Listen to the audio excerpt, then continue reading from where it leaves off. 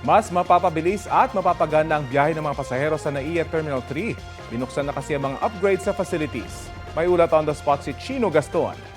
Chino, Yes, Rafi, pinasinayaan ng Pangulo ang pagbubukas ng mga upgrade sa facilities ng NAIA Terminal 3. Kasama si First Lady Liza Marcos, ipinakita ni new NAIA Infra Corporation President Ramon S. Ang bagong Tambayan Filipino Food Hall, Mezzanine Food Hall, ang Dignitaries Lounge at ang Electronic Immigration Gate. Nakausap ng Pangulo ang mga bagong dating na OFWs na gumamit ng e-gates at nagpahayag ng kanilang pagkatuwa sa mabilis na immigration process.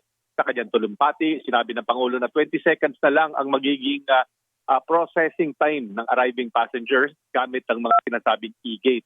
Mapapabilis at mapapaganaan niya ang experience ng pagdating ng mga passengers sa paliparan na importante dahil ito ang usually ang first experience at yung last experience ng mga turista sa Pilipinas. Hindi lamang ito usaping infrastructure ayon sa Pangulo, kundi malasakit na rin para sa mga bibisita sa bansa at mga Pilipino na parating at paalis ng kanilang bayan. Kung maayos niya ang sistema, natural lang na efficiency follows at ang kasunod nito ang pagtaas naman ng public trust sa gobyerno. Sukli rin daw ang better services ng airport sa sakripisyo ng mga OFW at mga balikbayan. Sa ginawang pag-upgrade ng immigration facilities, target ng NNIC na lagyan ng kabuang total ng 78 immigration e-gates sa Terminal 1 and 3 kung saan may mga international flights. Ayon kay NNIC President Ramon, ang aabot sa 51.7 million passengers ang dumadaan sa Terminal 1 and 3 mula nang sila nag-take over na isang taon na ang nakalilipas at napansin ang 3% increase daw sa usage ng mga paliparan. Ayon din naman sa DOT, mahalaga na maganda ang mga airport at facilities dahil ito ang shape or ito ang magbubuo ng perception ng mga turista sa imahe nito sa Pilipinas.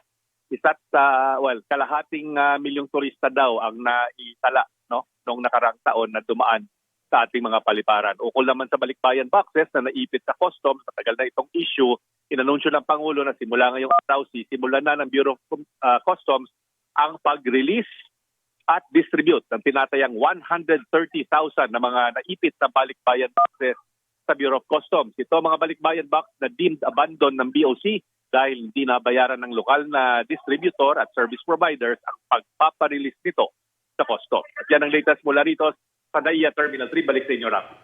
maraming salamat, Chino Gaston.